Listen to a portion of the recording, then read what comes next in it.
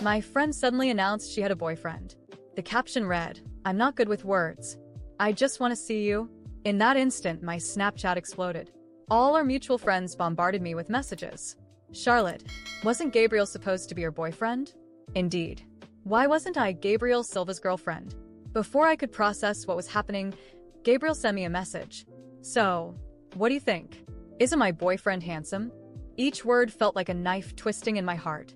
My hands were trembling so much that I could barely see the screen through my blurred vision. He must have grown impatient waiting for a response because he sent another message. "My boyfriend knows we're close. I don't want him to get the wrong idea, so maybe it's better if you don't reach out to me for a while." I read his messages over and over, then tossed my phone aside and broke down in tears. Over all these years, everyone knew I loved Gabriel. Everyone, except Gabriel himself. He always thought I was just his best friend, his family without blood ties. In this world, if we're talking about who knows Gabriel Silva best, I, Charlotte Mason, would say there's no one who knows him better than I do. I know he likes egg pancakes without green onions, beef noodles without cilantro, winter hoodies without hoods, and that his sneakers are half a size bigger than his regular shoes. I made all his literature notes since we were kids, and when he started college, I was the one who bought his first set of formal clothes. I used to be proud of the space I occupied in Gabriel's life. I thought no one else could leave as many marks in his life as I did. I thought there was just one small step left between us, one opportunity that would make everything fall into place naturally. But I never got that opportunity. Instead, I had to face the fact that Gabriel now had a boyfriend. He kept chatting nonstop on Snapchat, telling me how amazing his new boyfriend was, how he surprisingly liked green onions and cilantro. And now Gabriel liked them too because his boyfriend did. He shared photos of the hooded sweatshirt his boyfriend bought for him, saying he loved it so much he'd wear it every day. He even mentioned how cute it was that his boyfriend bought sneakers that were too small for him. Every word felt like it was erasing my past. Finally, he sent me one last message. "Charlotte, my boyfriend said that if you can bring us some condoms, he'll believe we're just friends. Hurry and bring them here." He even attached the address of a hotel. Gabriel's audacity with me was entirely my own doing. Since childhood, I had always given him everything he wanted. If he asked for the stars, I would have built a ladder to fetch them. Even his mom used to say there wasn't anyone else in the world who would be as good to him as I was. It was precisely because I was so good to him that he took advantage of me. He took me for granted. I wiped my tears and actually went there. When I arrived, he was already impatient, waiting. As soon as he opened the door, he snatched the condoms from my hand and gave me a dirty look. "Charlotte, what took you so long?" My boyfriend almost got suspicious of me. He didn't even give me a chance to respond before slamming the door in my face. Before the door closed, I caught a glimpse of the guy. He was wrapped in a towel, his hair loose, water droplets still clinging to his skin. I saw Gabriel walking eagerly toward him, ready to embrace him. Tears streamed uncontrollably down my face. I didn't want to look so pathetic in front of Gabriel, so I tried to cover my mouth, but I couldn't hold back a sob. Suddenly, I felt like a complete joke. I wiped my tears and tried to send him a message in the calmest tone I could manage. "Gabriel, I won't bother you anymore." After sending it, I blocked him. Gabriel and I had known each other since we were kids. After more than 20 years, there were so many memories. Just the photos of us together took up over 30 gigabytes on my phone. I deleted them all. Not just that, I also deleted all those silly photos we had taken together years ago from my social media accounts. I decided, from today on, I would no longer love Gabriel Silva.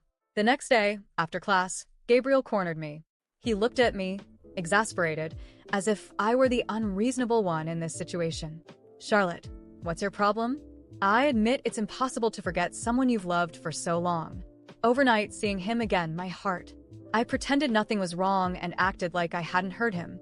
He was clearly getting impatient. "You're making my boyfriend uncomfortable. He thinks it's his fault that we're not talking." I looked at him, feeling a bitter taste in my mouth. Unable to say a word, I just quickened my pace to leave. Gabriel shouted behind me, "Damn it, Charlotte. Are you getting too full of yourself?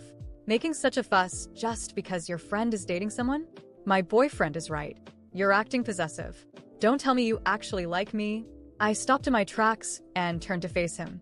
Suddenly, I felt the urge to lay it all out. And what if I said yes? Gabriel awkwardly rubbed his fingers, seemingly caught off guard by my response. I was just kidding. I have to go. We'll talk later, okay? For the next 2 months, Gabriel didn't contact me, and I didn't reach out to him either. I heard he was getting serious with his boyfriend. They even signed up for a group trip during the summer break. My friends were indignant about it and messaged me to complain. Does Gabriel have no heart? How can he be so public about it? Doesn't he care about how much he's hurting you? I paused for a moment before replying. Let him be. It'll get better. Slowly, while Gabriel flaunted his relationship, I cried silently in pain for several nights. But I forced myself not to think about it, not to ask anything. Later, I truly stopped thinking about it. I started focusing on my studies, keeping myself busy every day. Until one day, my roommate informed me that I had appeared on the university's confession wall. The confession was simple.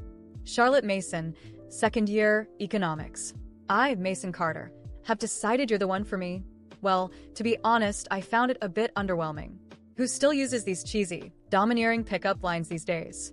I didn't take it seriously, thinking it was just some prank. But what I didn't expect was that Mason Carter really started pursuing me determinedly. Because of what happened with Gabriel, I was extremely averse to the idea of dating, so I was very cold toward him. But he never got discouraged.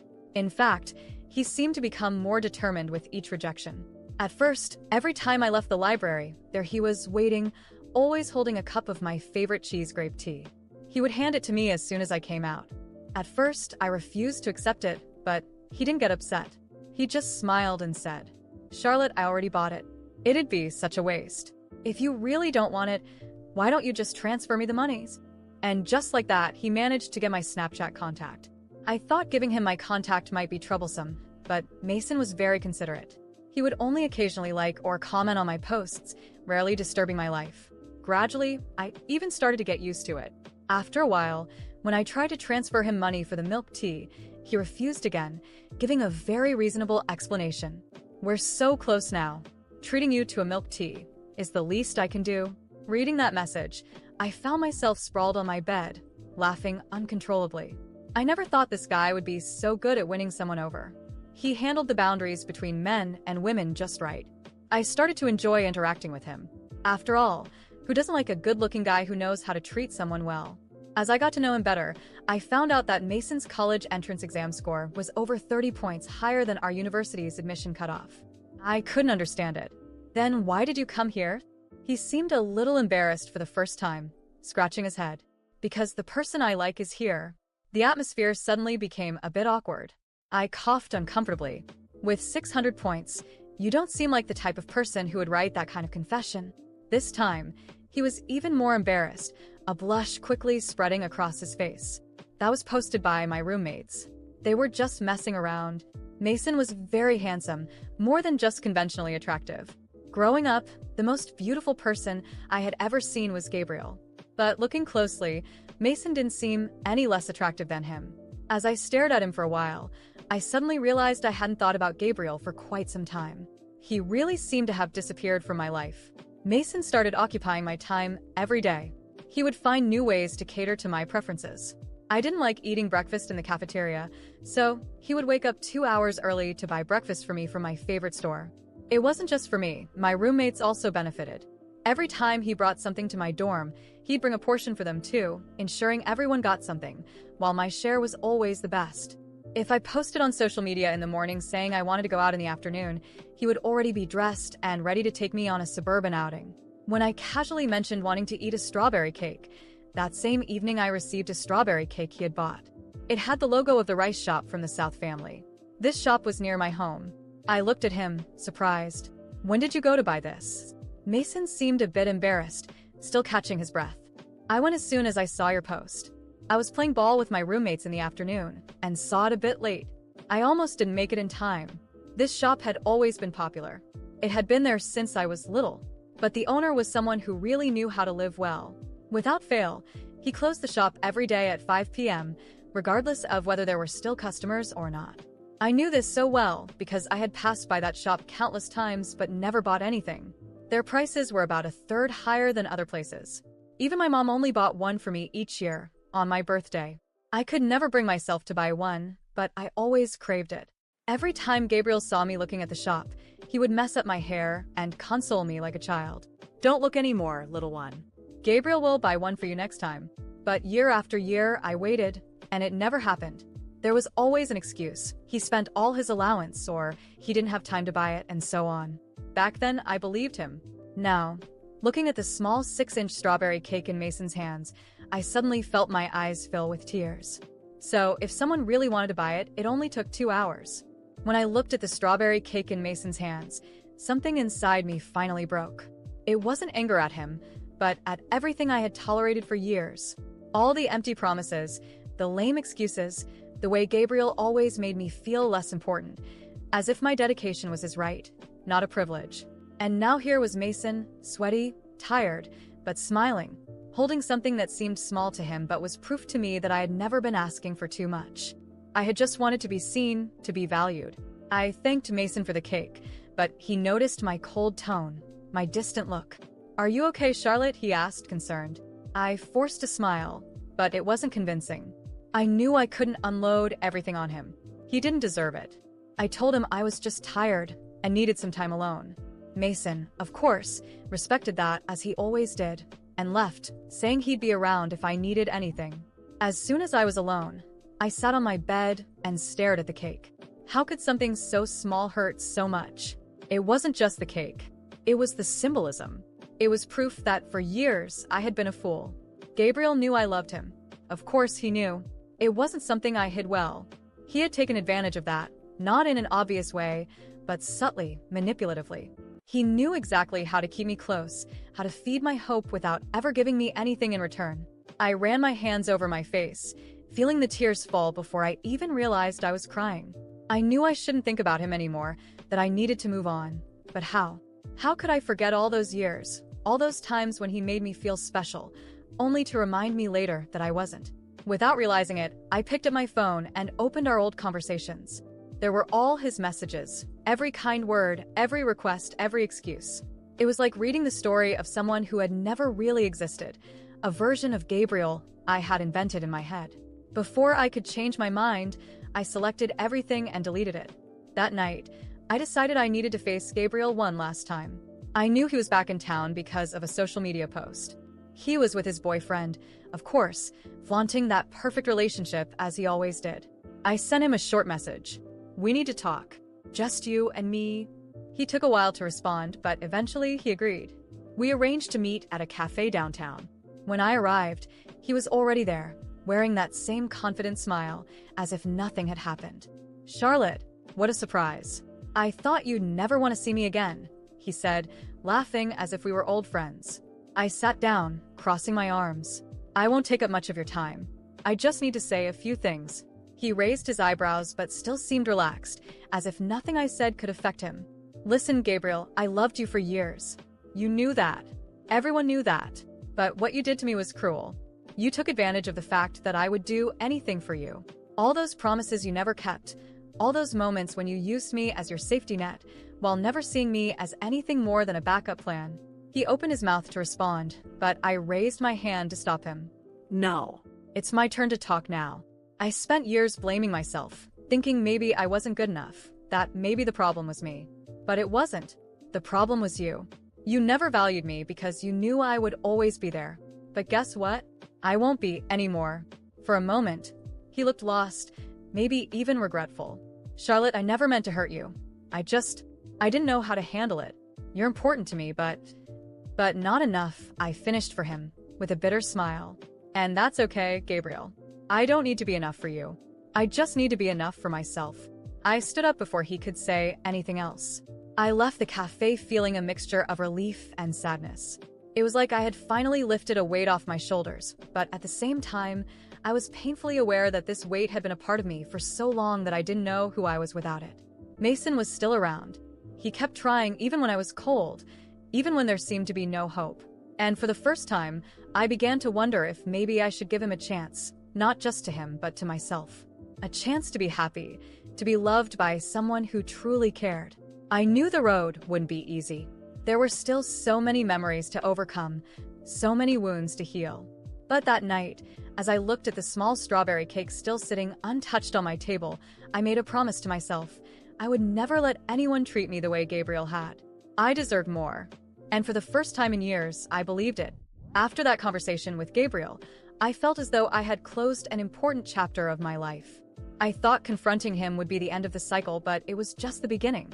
For the first time, the anger and resentment I had carried transformed into determination. It wasn't enough to leave Gabriel behind. I needed to rebuild my life from scratch, on my own terms. I started by focusing on myself. I threw myself into my studies, applied for a competitive internship, and, to my surprise, I got the position. Things were finally falling into place, and Mason was by my side every step of the way. He didn't pressure me or demand anything, but his constant, gentle presence gave me a comfort I had never known before. As my life progressed, I began to hear more about Gabriel through mutual friends. He and his boyfriend were still living their eternal honeymoon on social media, but rumors told a different story. Gabriel's manipulative tendencies hadn't changed, and now they were directed at his partner. It wasn't long before vague posts about fights and disagreements began to surface. It was clear their relationship was falling apart. One day, months later, I received something unexpected, a message from Gabriel. It wasn't long, just a timid attempt to rekindle our friendship. I ignored it completely. I knew he was only reaching out because his relationship was crumbling, but I wasn't the girl he could use as his emotional crutch anymore. Meanwhile, Mason continued to be the incredible person he had always been. Over time, I realized I was ready to open my heart again. When I finally accepted to go on a date with him, Mason made sure to make it special. He took me to a quiet place where we could talk about everything. For the first time, I felt like I was with someone who truly saw me. In the following months, our relationship blossomed. Mason didn't just treat me well, he encouraged me to grow. He was my biggest supporter when I decided to apply to a larger university to finish my degree. I spent months preparing, and when the acceptance letter came, he was the first to celebrate with me. As my life moved forward, I heard more news about Gabriel. He had broken up with his boyfriend, and the split was messy. Rumors of cheating and lies swirled, and he was alone, isolated from many of the friends who once surrounded him. While I didn't feel pity, I also didn't feel satisfaction. He had made his choices, just as I had made mine. Mason and I moved in together when I started my new academic journey. It was a fresh start in every way. We became partners not just in love, but in life. He helped me tackle the challenges of university, and I encouraged him to pursue his own dreams. In my final year of college, I received another unexpected message from Gabriel. It was long, filled with apologies and regrets. He admitted he had been selfish, that he had used me, and now he understood what he had lost. For the first time, he seemed sincere. But I didn't need that validation. My response was brief. I forgive you, Gabriel, but there's no space for you in my life. I hope you find peace. I sent the message and immediately blocked him. I didn't want to prolong the contact or allow him to be part of my story again. I had already moved on. Years later, my life was completely transformed. Mason and I got married in an intimate ceremony surrounded by people who truly mattered. I had built a solid career, and he had achieved great things as well. We had become the kind of partnership I never imagined was possible. As for Gabriel, I learned he remained trapped in destructive cycles. He never learned to value anyone but himself, and it seemed to leave him more alone with each passing year. In the end, my greatest revenge was my happiness. I didn't need to do anything to destroy Gabriel. He had taken care of that himself. My success, my peace, and my ability to leave the past behind were the real triumph. Looking back now, I see that everything I went through made me stronger and more aware of what I deserve. My life isn't perfect, but it's genuine, built on choices I made for myself, not to please or depend on someone else. And that, to me, is the greatest victory.